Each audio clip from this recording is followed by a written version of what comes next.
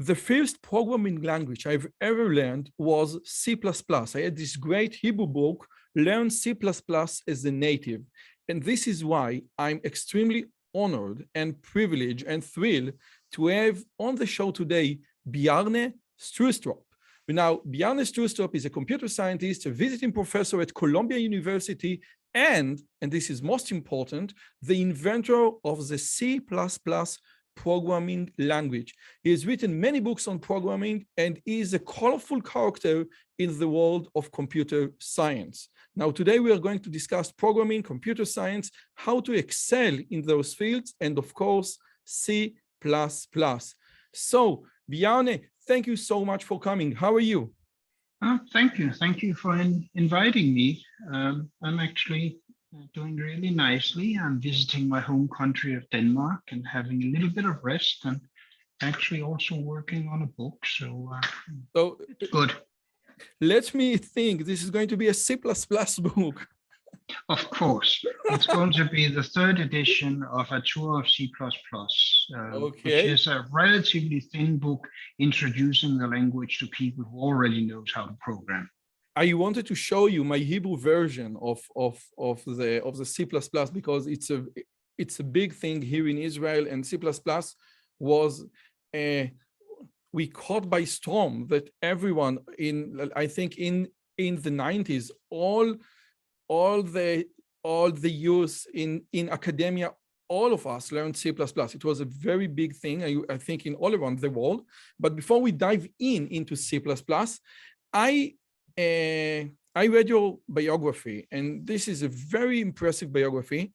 You had David Wheeler as your PhD supervisor. You worked at Bell Labs in the golden years. You know, you met Shannon, I think, and Dennis Ritchie and all the other good guys. And could you please name one or two people who influence you or influence your work in Bell Labs? Yeah, no, I did not meet Shannon. He's a couple of generations before me, technical generations, that is. I would say I talked a lot to people at the labs. Brian Kernighan, a lot with him. I talked a lot with Alejo. And Doug McElroy, who's not as well known, but he was the most amazing guy there. He was the one everybody went to when they had a problem that was really hard. Not just me, Dennis Ritchie, Ken Thompson, everybody. And Doug was the fastest person to understand not just what you said, but the implications. And so he was really interesting to talk to. Lots of people like that, but he was sort of an order of magnitude better than most. He was the one that devised and wrote all the manual pages of the early Unix. So that style of writing and the man pages was his work. Wow, it's before the age of Linus Torvalds. Oh, long before. And do you think, many people talk and we talk about Bell Labs, that it was really a golden age, that so many good things came out of it.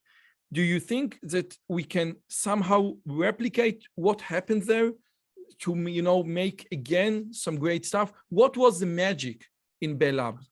I'm not sure if we can do it again, but I can tell you what I think was made it work. For starters, it was stable funding for decades. That is, if you were a department head in charge of a few people or a director, you would be reasonably certain that if you didn't do anything really bad and planned well, you could have things going on almost for the career. You didn't have people looking to try and please the next boss and the next company. They could actually try and do good work and be reasonably certain that it would be rewarded. You didn't get rich at Bell Labs, but you could do splendid work. I used to think and say that you had a choice. You could get rich or you could get famous. It's very hard to do both, and I certainly didn't have the skills for it. And most people working at the labs were thinking in the same way, and we were all coming down, doing great work, and that is good. Then it was not very directed work. That is, the idea was to let bright people loose and encourage them to look at real world problems and come up with something useful.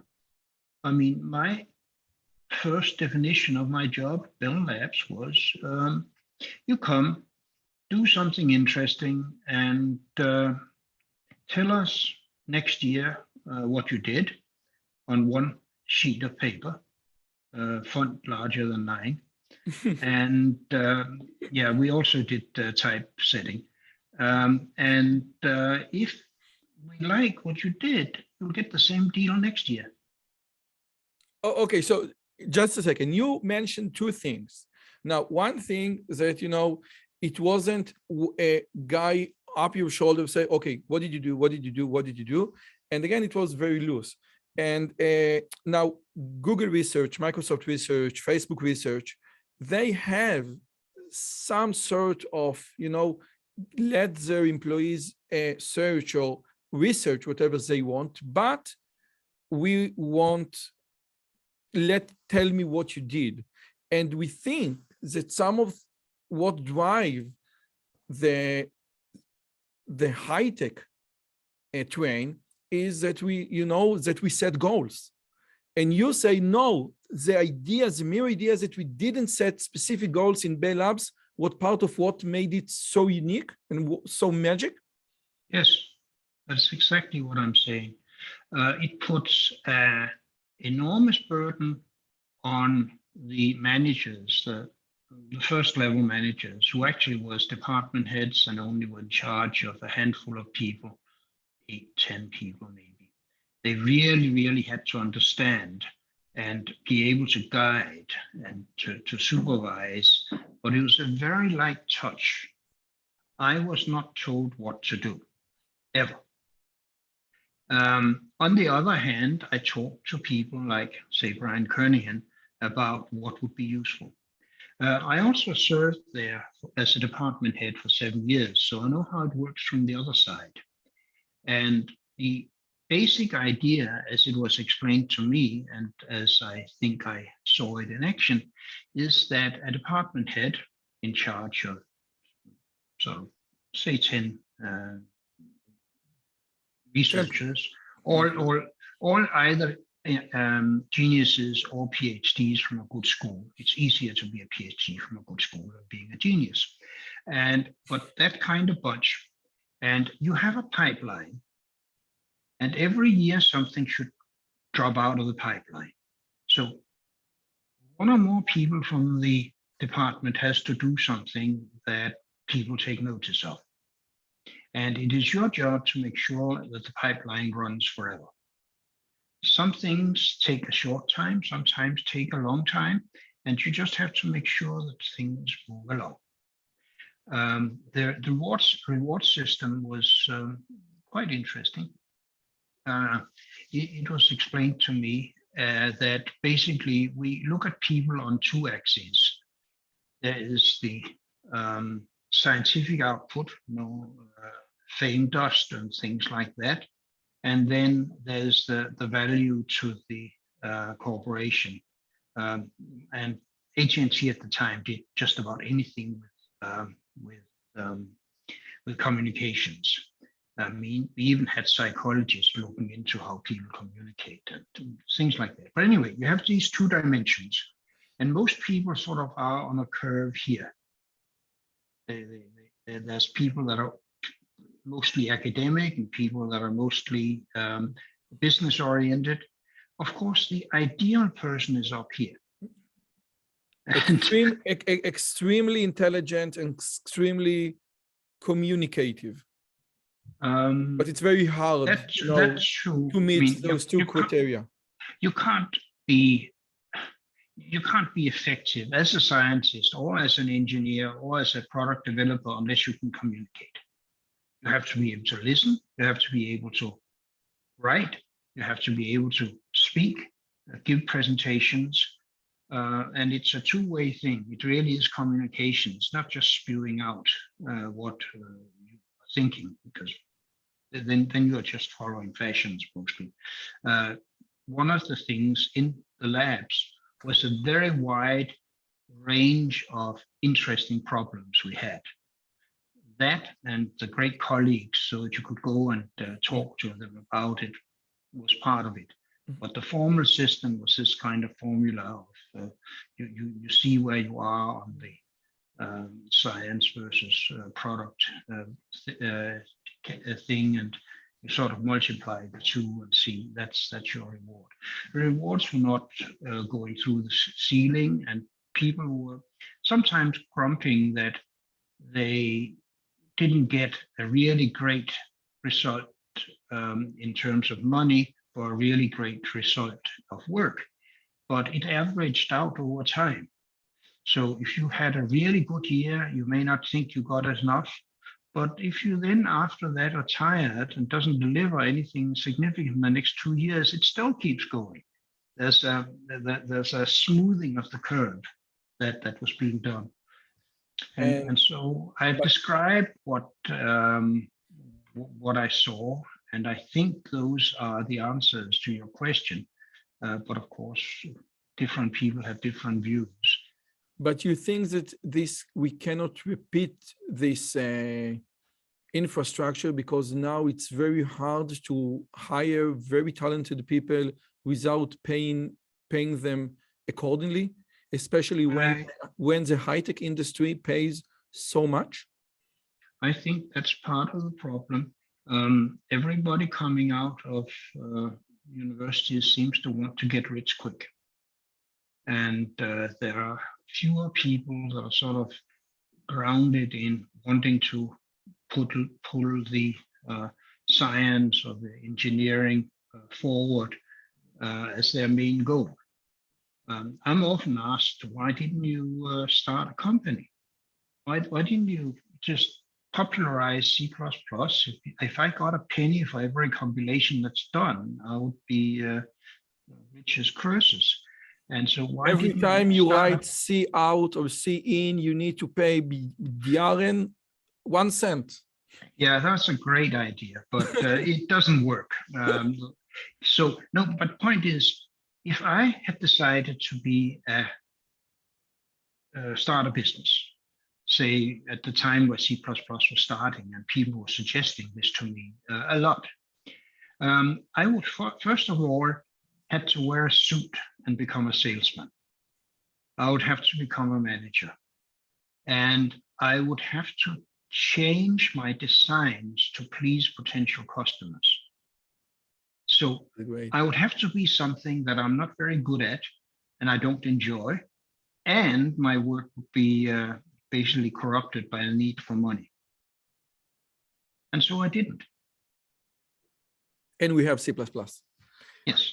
But there is another thing that strikes me, and it's very, because I'm part in the academia and in the industry, and the thing is about sharing, because university and academia basically is all about sharing, and the Google, Microsoft, this is like, it's the data is basically the commodity, so it's not about sharing.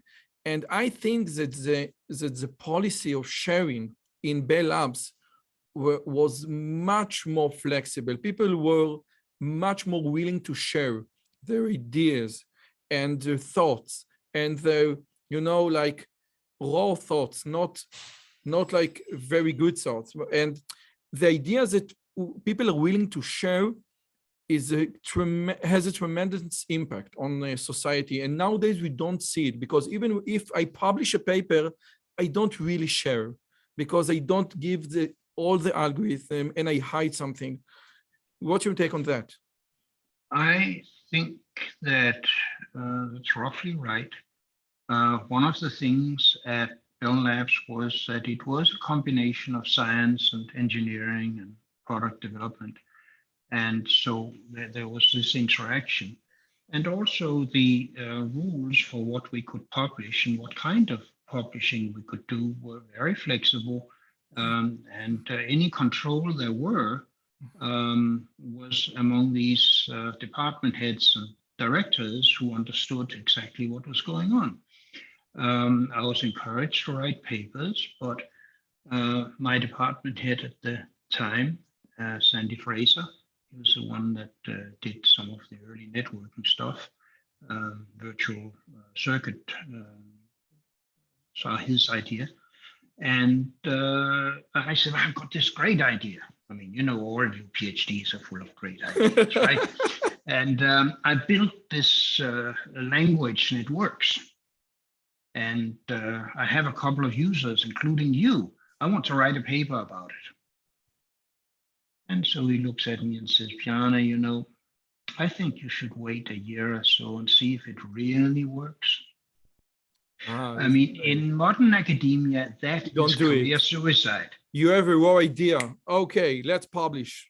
Exactly. Somebody might get it before you, get it published before you and take the credit. There was none of that. This is so counterintuitive to modern academia. What this advice? It's a career killer. If you wait and you can't wait. Furthermore, don't hype. Never hype. Well, that's not modern either. And furthermore, get the whole solution, not just a little part of it. You don't go for the least publishable unit. You go for something that actually makes sense in terms of a system and a solution. And this is why, and this is why I think, you know, now the distance between some idea originated in academia and the way to actually implement it in real hardware, software or hardware is much, much bigger, because the ideas the academia now produce are much more in a raw form and not in a fully polished form, just like, you know, unlike the advice that you got. Yeah, they are often far further from something that can be used than the average academic thinks. That is, if you are in academia and you solve 80% of the problem, you can write a paper, get it published in a good place, and you're a hero. If in industry you solve 80% of the problem, you're a failure because it doesn't run. It hasn't been tried out, etc. So that's different. You know, in my hobby, I'm a magician, and there is a and there is a saying, a quote in the world of magic, that if you show a magician a trick and he understands 90% of the trick, but 10% he didn't understand, he will say the trick will fool him. But if you show a layman, a non-magician, a trick, and he didn't understand 90%, but just 10% he understood, he said, no, the trick didn't fool me. So it's just like in the academia and the industry. Now, with your permission, let's move on because we have so much to discuss. Sure. Okay. Now, there is two notions, and they are quite similar, but not exactly. One is a computer scientist, another is a programmer. Now, you say in your book, you write that you cannot write computer science without learning how to program. You can't just, you know, learn the abstract. You need, you know, to drill down. But again, what distinguishes a programmer from a computer scientist, in your opinion? I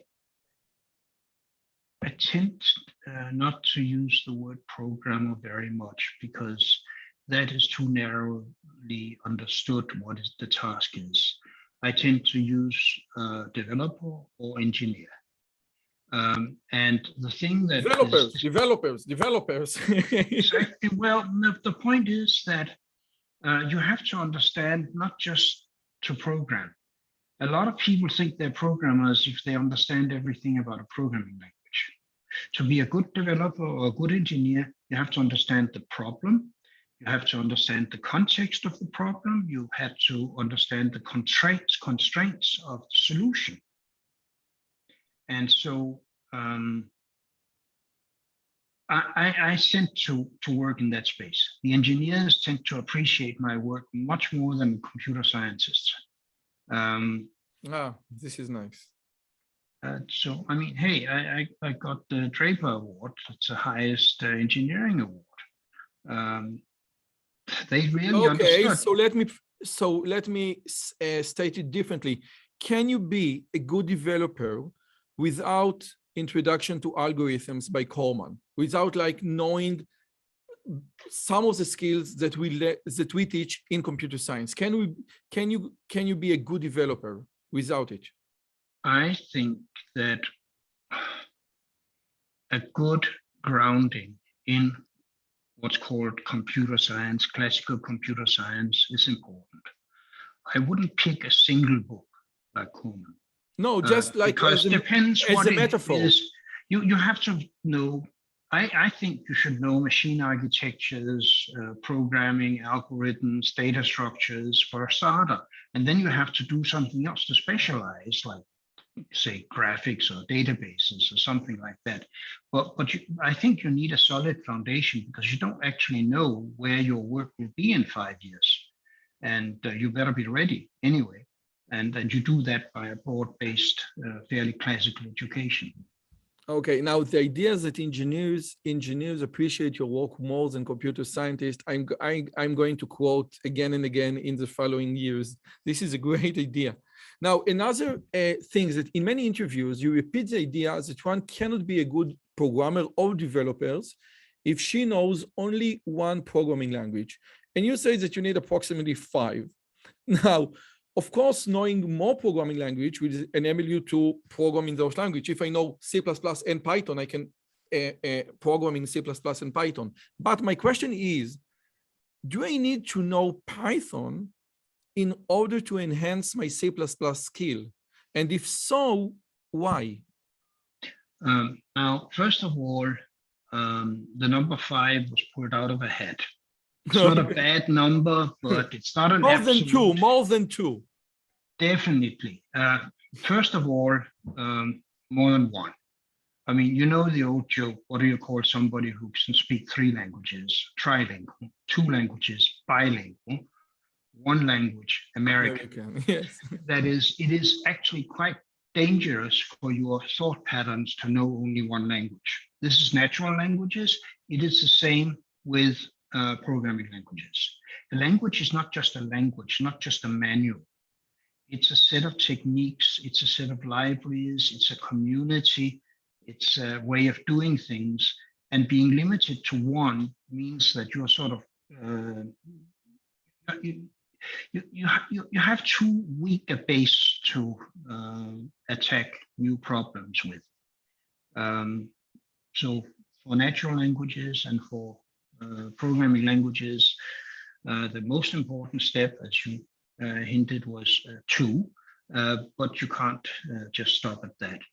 I mean, I've never seen a real system of any size being built in just 1 language. Like when I was working in the very early days of C++, C++ was meant to be used on Unix, and Unix had the shell. Furthermore, you had to reuse stuff. Everybody was going on about reuse. And I was all in favor of that, because if I can get somebody else's code to do the work for me, I'm happy. There's a lot of work I don't get to do.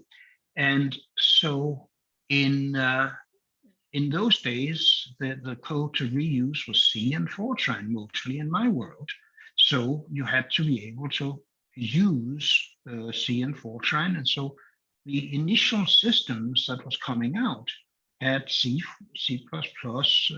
Fortran, assembler, and shell scripts. That happened to be 5, but that was an accident. Okay, no, and I want to focus on this point again, because I think about this point a lot. Now, I think that I totally understood your analogy that you need that it is in natural language. It is much better that you know Hebrew and you know English and you know French. But again, when I write in Python, and there is like the Pythonic way of writing things, you know, with the lambda and all this, did you do it the Pythonic way, or didn't do it the Pythonic way? Now, I cannot, immigrate those techniques into C++, because this is basically Python. So again, why this is great that I know Python. This is great. But do you really think that if I know another language like assembly and Python, in C++, I will think differently? And even if I do think differently, I cannot apply those techniques in C++. I think I'll disagree here. Oh, okay, please. What you cannot import is language features and very detailed ways of doing things. But you can very often import an idea for how to organize a piece of code or to pass stuff around. A lot of those ideas, I think, do carry over. When people want to go sort of simply grab something in one language and do a literal transcription into another language, or the other way around, you get a mess. Andy Koenig did some experiments once with ML and C++. And the first thing you found was you take an ML program, you transcribe it naively to C++, you get something that is a bloated, unmaintainable, slow mess. Okay, do the same from C++ to ML, and you get a slow, large, unmaintainable mess. However, if you step back and says, what were they really doing? How can I do something similar using the idioms and the techniques in C++? You actually get something that's not that incompatible. But you have to do thinking, and it's not, I mean, go back to natural languages. There's these jokes about Germans learning English and speaking basically German with English vocabulary and vice versa. It's awful. But you can also learn and find that you want to express things that could be expressed very well in German or French or something, and then say, well, what is he saying? How is he saying it? How can I get the same idea across in English? Okay. Oh, so now... And curiously enough, I think we're both using a second language here. Yes, yes. And we know how to communicate. But this is so true, because many Israeli, when they speak English, they usually speak, and I include myself in this sham, they also speak like in Hebrew language, like Chinglish. And this is not, take the gist, take the data structure, take the way of thinking, but more often than not, take the way of thinking out of thousands or hundreds lines of code is very challenging, because you need to really truly understand what this language is all about. Totally agreed. Okay. Now I have two paths to the talk from now on. One is object-oriented, and then programming, and then object-oriented. But with your permission, I will go with object-oriented. Now, according to Wikipedia, object-oriented programming is a programming paradigm. This is a very big word based on the concept of object, which can contain data and code. Okay. Now, this according to Wikipedia. When you started developing C++ based on Simula, and according to your Wikipedia, it was initially C with classes. Did you have this notion in mind? Again, programming paradigm based on the concept of objects which contain data and code. Yes. I was quite experienced with Simula, and I knew the strength of the class notion and the idea of building your own types. And to build your own types, they tend to have data, of course, and they tend to have operations on them. And building up your world of your own types was a very key idea. And I knew I could break down massive code bases and debug them in chunks, classes, and uses of classes. That was quite fundamental from day one. And we actually didn't get virtual functions and real class hierarchy for another 3 years because I couldn't convince anybody that they were useful. But the fundamental notion of a class was there from the beginning. And the other thing that was there from the beginning was I needed something so that I could use classes that were non-trivial. That is, they were resource handlers. They had memories, they had file buffers, they had file handlers and things like that. So I needed to manage that. And from there came the idea of constructors and destructors.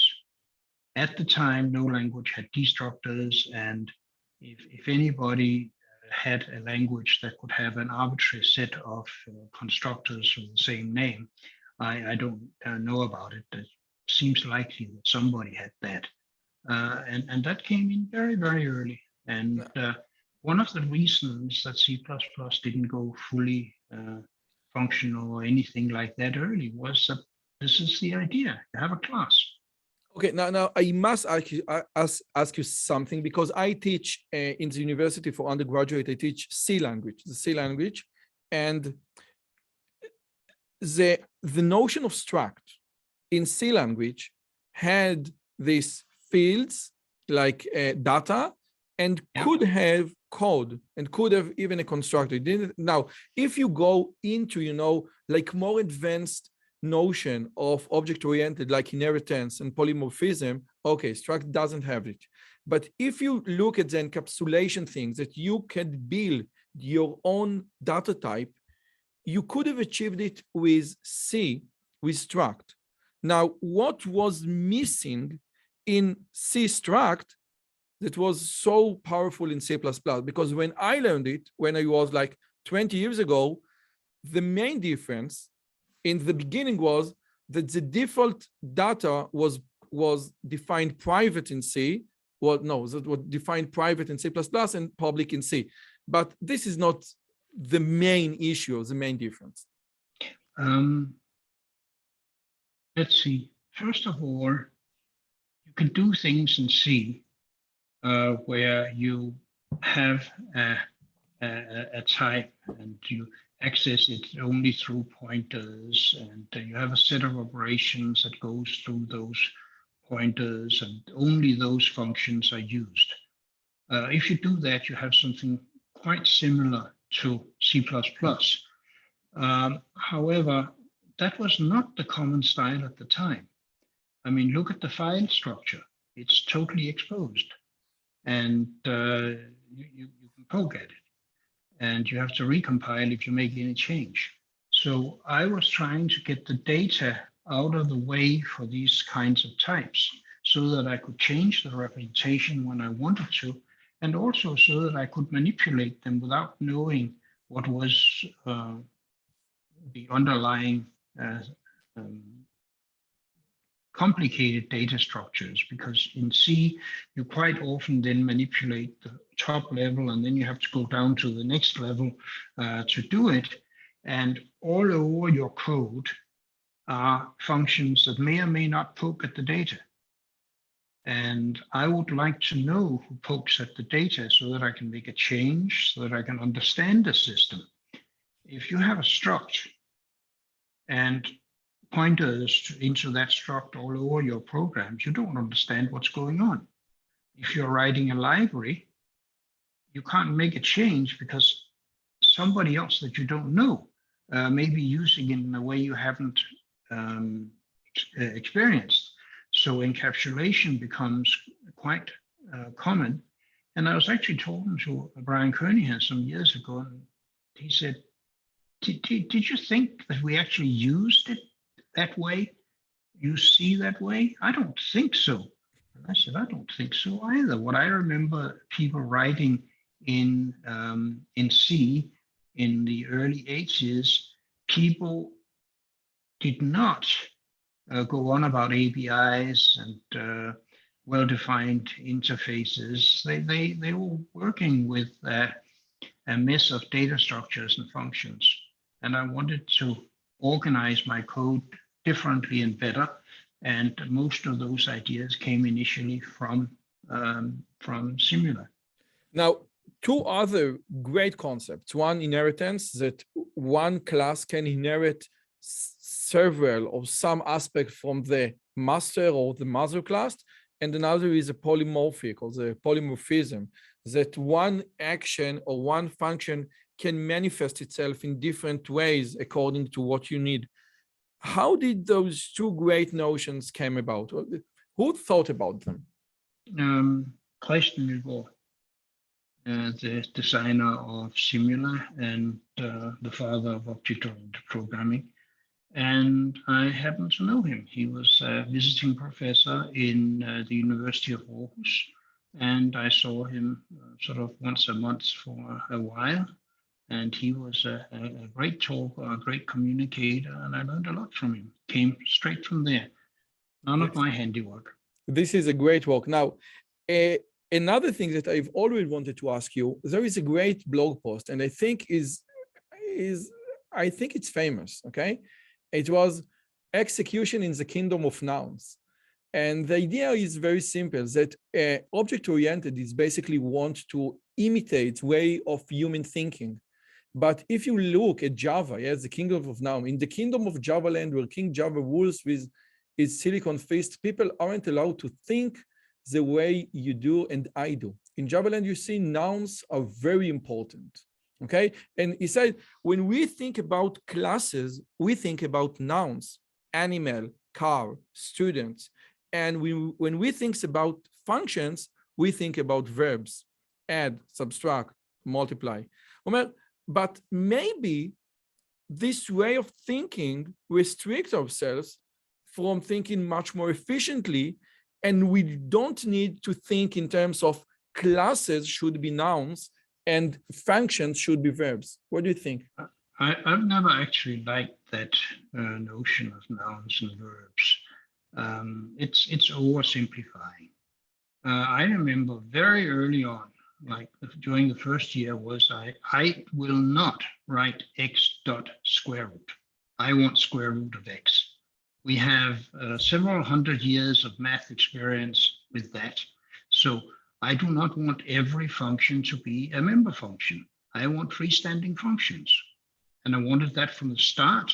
People have complained that it's hybrid and not pure, etc. No, it is addressing something very important, which gets very me natural to notion of paradigm. I don't like the notion of a paradigm. I think Kuhn was oversimplifying, and it never was quite right. And we try to drive the way we express things from the problem we're trying to solve, rather than building a tool and then seeing how we can apply it to everything. Because I don't think anybody has come up with something that is the best tool for everything. I see a upholsterer, for instance. They need 15 little hammers. Whereas a lot of people philosophizing about programming wants exactly one hammer that's true for everything. Okay, now I have three hard questions regarding C++, okay? Very hard, challenging. If you don't want, you don't need to answer, but this is hard questions. And I have a friend, she is a PhD, she is a C++ expert, and she teaches at Apple, Google, Microsoft. She teaches C++. She's a really expert. She teaches in the universities, in two universities in Israel. And I told them, listen, I'm going to converse with Bjarne Strostrup. And what do you have to say? Because she is much, much more expert than me. And this is what she had to ask. One thing that is very, very problematic with C++ is a compatibility. You know, Python has Python 2 and that's it, and we moved on to Python 3.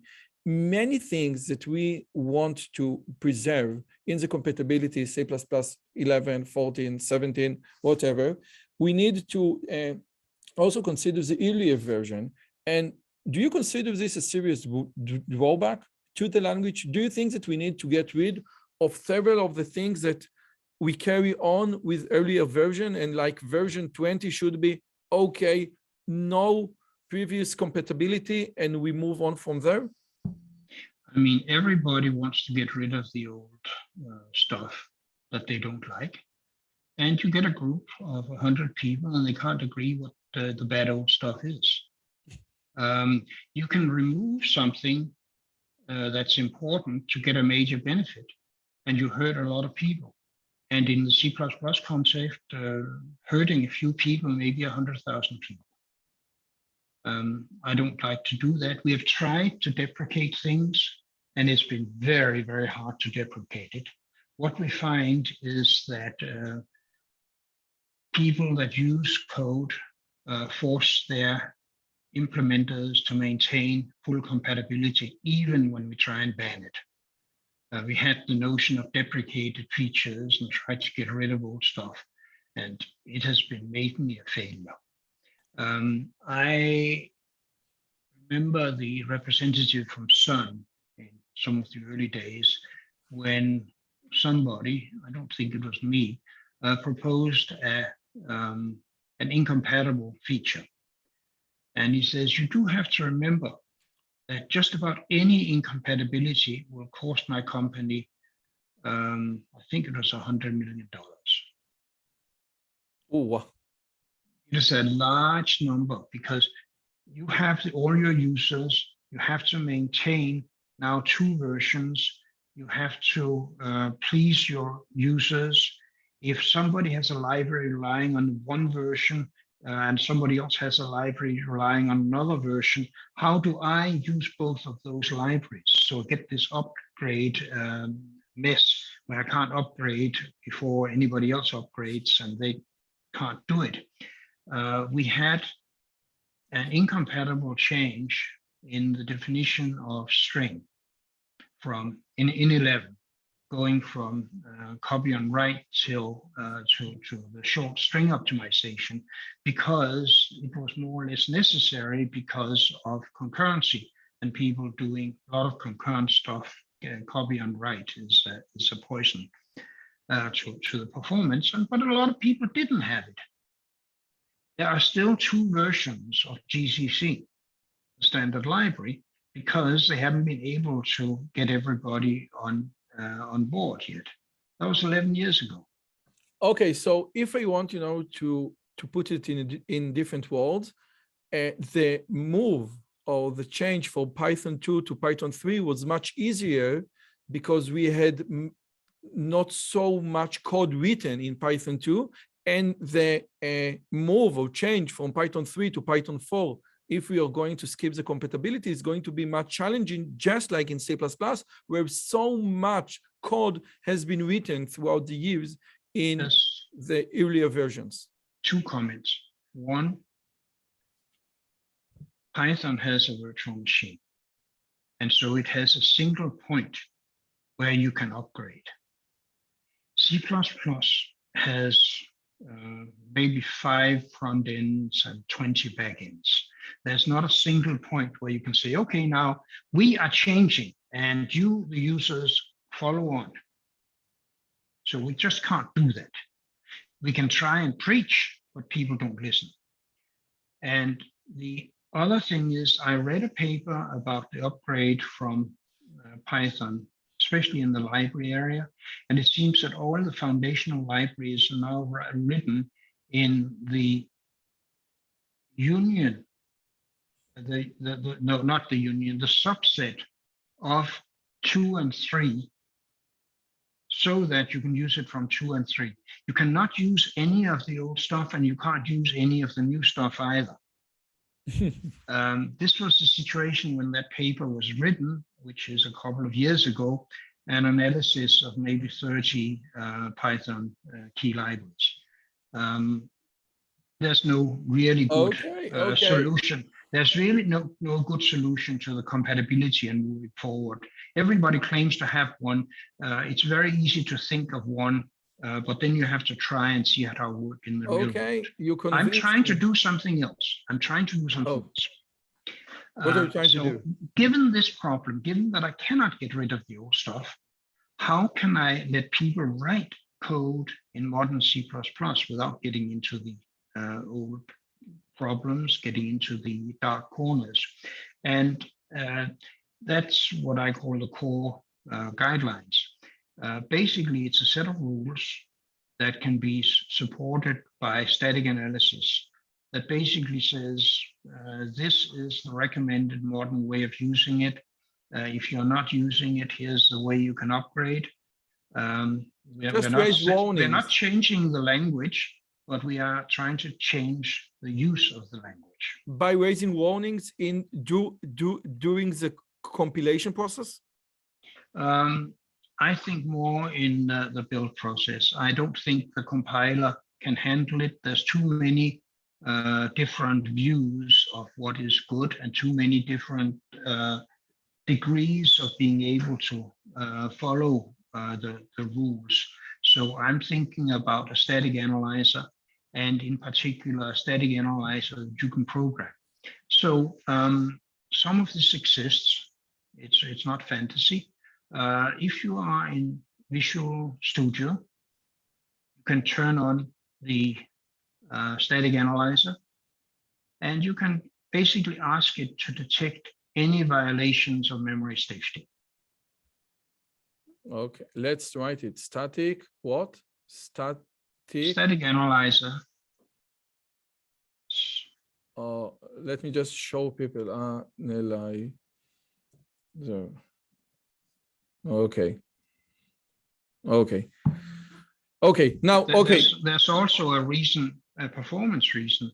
That is, if we can't decide exactly what's good in the compiler and issue a whole bunch of warnings. That will drown you in warnings. Furthermore, checking everything according to everybody's views will just slow the compiler down immensely. That's why I'm saying the static analyzer, you can run it if you have a problem, you can run it before you ship, but then you will get static guarantees that couldn't be done in just a compiler. So we are going to solve the compatibility problem by education. This is great stuff, by education and Visual Studio Code. This is great. Okay. No, not Visual Studio. I really wish that analyzer was compiler independent, because the ideas are compiler independent. Okay. And, another tough question. This was tough question number 1. Are you ready to tough question number 2? Sure. Okay. Now, the idea that, the notion of nouns and verbs is oversimplified is because we use kindergarten examples when we teach in the universities. And the reason is that C++ became a very complex, hard to digest language. If you use compile time programming, it's very hard to compile since you don't see the code the compiler creates. And you cannot just insert breakpoint. And it's also challenging to use the debugger efficiently, which leads to the fact that the very new complex architecture of C++ is too complex to the average undergraduate student. Would you agree? Not really, because you can teach it successfully as a freshman. So there has to be a flaw in that argument. But certainly it's too complex. There is this thing that happens to me at least twice every month.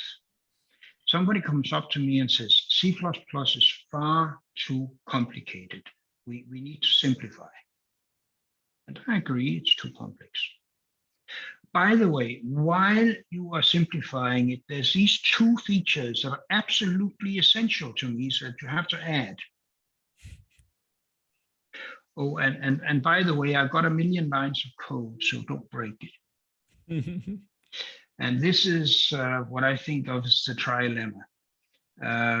Okay. You just can't do it. And so what I'm focusing on is not the language, but the use of the language. And that's where the core guidelines comes in, because you can't just teach your way out of this. You have to have tool support. I want to give this great, I'm sure that you're familiar with the quote. It's by Alan Kay. This is the most thing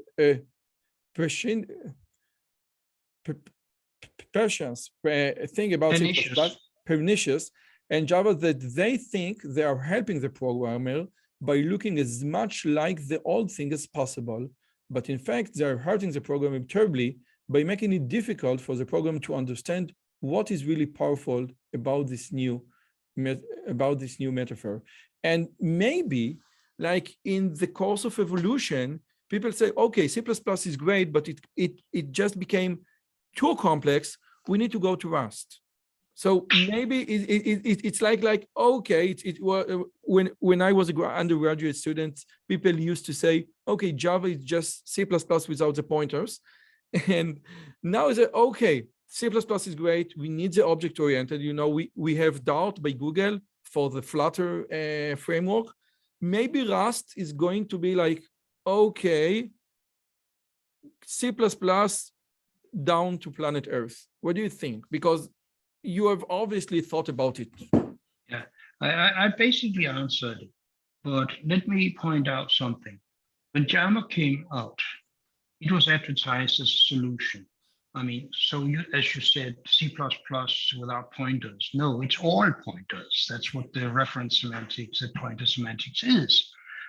Anyway, my response was, I think that the Java white paper is seriously dishonest. It is claiming to be better than everybody in every possible way. This is not going to happen. It's better than Smalltalk for object-oriented. It's better than C++ for low-level programming, It's better than anything for safety and performance and such. That's not the case, but that's how you sell a new language. That's what we have heard with every new language coming along. And I didn't want to get into a serious language war, religious war.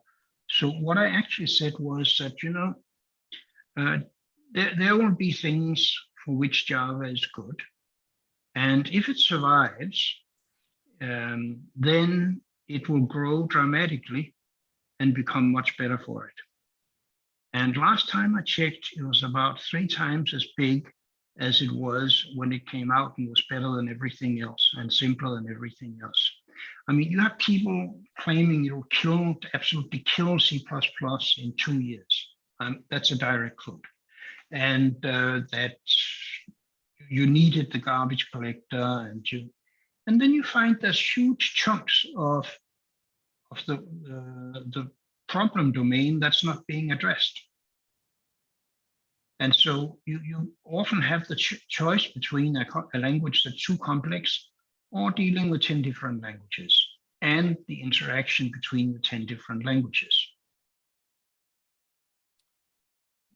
But again, my question is, what percentage of C++ developers are fully capable of harnessing all the richness of the language? Because again, my friend is a PhD expert in C++, and she said, okay, I can manage it, but most of my students they cannot even dream to, you know, to utilize 50% of what C++ has to offer. First of all, if they can manage 50%, I should be happy, and they should build really good systems compared to what you can do in other languages. Nobody should be using the full language all the time for every problem. It addresses several domains. You don't write the same code for a Google server farm as you write for the Mars copter. There are different constraints to the problem. Secondly, there's a lot of teachers that try to teach all of C++, and I think it's a fundamental mistake. I had a serious debate with a C++ expert that writes books that explains just about everything. And I'm saying, this is not the way you teach C++. You teach a simpler, a subset. You focus on techniques, not language features. I really don't like when people write, say, that this has happened, a whole book, several hundred pages on how pointers are in C. And they do similar things to C++. It's insane. I've seen 2 chapters of a beginner's book focus on how to write an if statement. But that's not a problem. We need a syntax for what we learned in kindergarten. If the light is red, stop. When the light is green, you may go. Okay, now you just have to have a syntax for it, and the C and C++ syntax for it is ugly. But so what? We knew how to do that before we came to the programming class. And too many teachers, in my opinion, try to teach too much. And too many students are smart alecky and want to know everything and show everything and show their expertise. When I was teaching freshmen, I was teaching people to start out with, I didn't use pointers, I used vectors, I used strings. And there was always somebody who sooner or later said, well, it would be more efficient if I use pointers and arrays than to use vectors. First of all, it's untrue. And secondly, I'm now happy because I've found my target. I said, more efficient. Did you compile with -02 or minus or default? Do. Okay, did you know that you run about 10 to 25 times faster if you turn on the optimizer? And apart from that, don't you like to go to bed at night? Because you are writing so many bugs that you have to fix, and you have to spend all your time in debugger, which you don't know how to use. For now, follow my advice, stay high level, go to the lower level when you need to. Yes, in your book, Programming Principle and Practice Using C++, you said so many smart things about how to teach programming, and I'm going to dive into it. But one last question, I asked on Quora, if you could ask Bjarne Strustrup one question, what would it be? And one developer said, why did you promote the T*P and T*R style for declaring pointers and reference? How many questions I've seen on how many programming websites asking why T*P Q doesn't declare Q as a pointer. I can forgive everything, but this was too much for me. So okay, so this is fundamental. I know the grammar of C++, but there's a difference between how you think about the problem and how the language features are.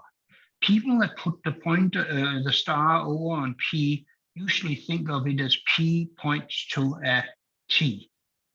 And where you think about this is a pointer. It's a different way of thinking about it, and you focus on different aspects. People that put it over to P are usually very proud of being language technically correct. Whereas people who think about variables having types usually get further. And I like to think of as P has the type T star, not P points to a T. And if you generalize over a larger space of types, thinking about every variable having a type and having rules about them, not thinking about how to decompose expressions. Apart from that, the C syntax for arrays and pointers and function pointers were just not a great idea. Okay. It came because they needed a really, really cheap parser in a machine that had, I think it was 48K of memory. Okay, now let's move on to something much more fun to me. In your book, which is a great book, Programming Principles and Practice Using C++, in the beginning, in the introduction, you say, what's your approach towards programming? And you say, okay, I don't like the bottom-up approach, and I don't like the top-down approach. The bottom-up approach I don't like because I need to see the big picture before I start digging with T*P. But I don't like the top-down approach because it's neither good. So if you don't like the top-down and the bottom-up, what is the best approach to learn programming?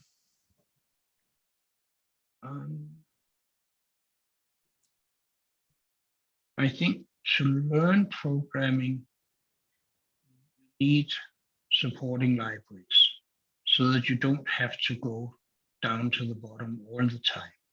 And you need to spend some time looking at the problems. And what you do instead of bottom up or top down, it's sort of a bit going up and down. People have called it yo-yo.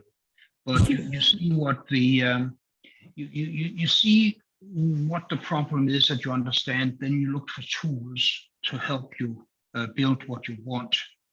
And then you find that the tools may not be good enough. You might improve it. And when you have good tools, you can actually do a better job at the design. Experience is needed. This is not something that is particularly comfortable for a rank beginner. Okay. One of the things that a lot of people who think of themselves as programmers forget is the domain knowledge. I go on about how you need to know a domain. You have to embed, you have to go and talk to people in that domain. You have to learn their vocabulary. We forgot it in the deep learning industry. You know, in the realm of deep learning, we say we don't need to be familiar with the domain. We just inject everything into the neural networks, but it's not true. You need, even in deep learning, you need to be familiar with the domain. Yeah. And many people say, you know, the difference between machine learning and deep learning is how expert you need to be in the domain. But it's not true. You need to know, you be familiar with the essence of the problems that you are trying to solve. Otherwise, you just find the AIs picking out the most common or the most effective ways. I mean, you remember the experiment that Microsoft did? It took 3 days for their chatbot to become a Nazi. Yes. I mean, if you want to create sensation, want to create what's it called, attention and such, you have to be outrageous. And the AI learned that in 2 or 3 days. Okay. Question number 2.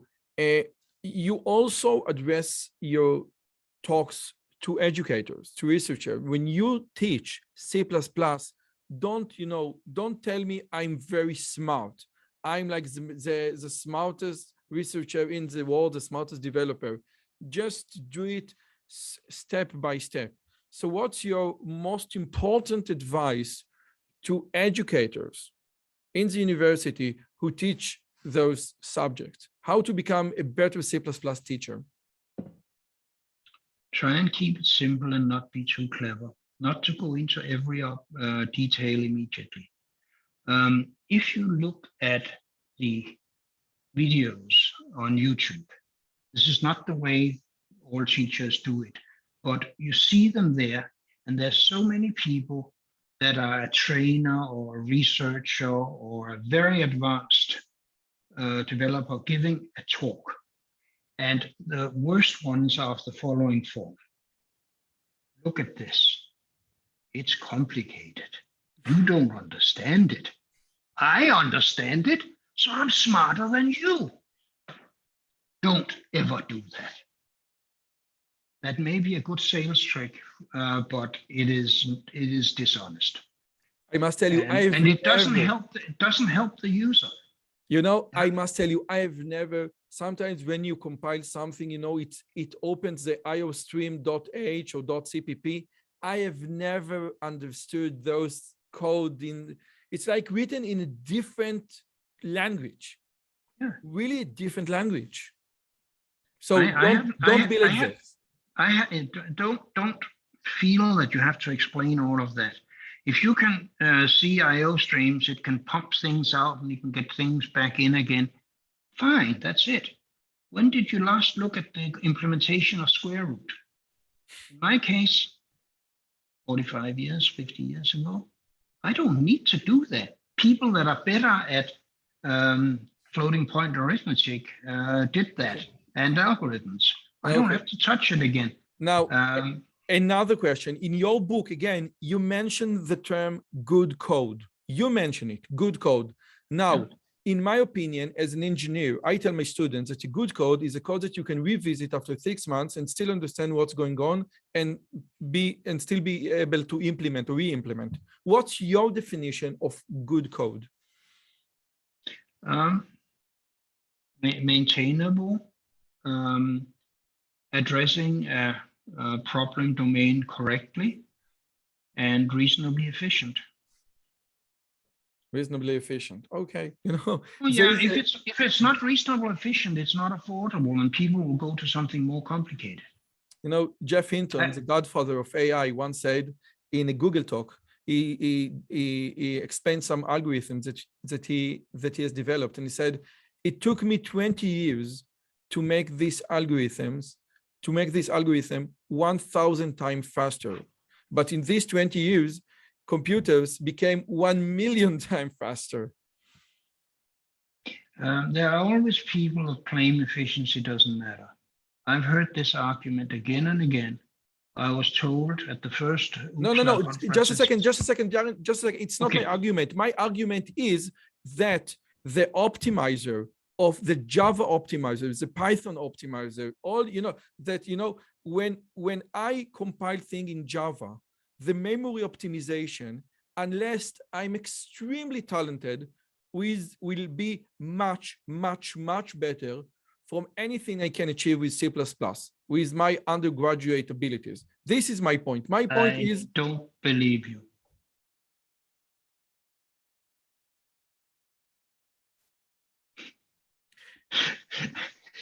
Because my professor... I have seen experts trying to tune Java for the same tasks as experts were doing similar things in C++. And there was no competition. No. It's not what I say. My professor used to give us a student. He said, okay, this is a Java code, and this one in, 2 seconds, okay? Now try to make this code more efficient in C++. Now the good student usually made it 100 times slower.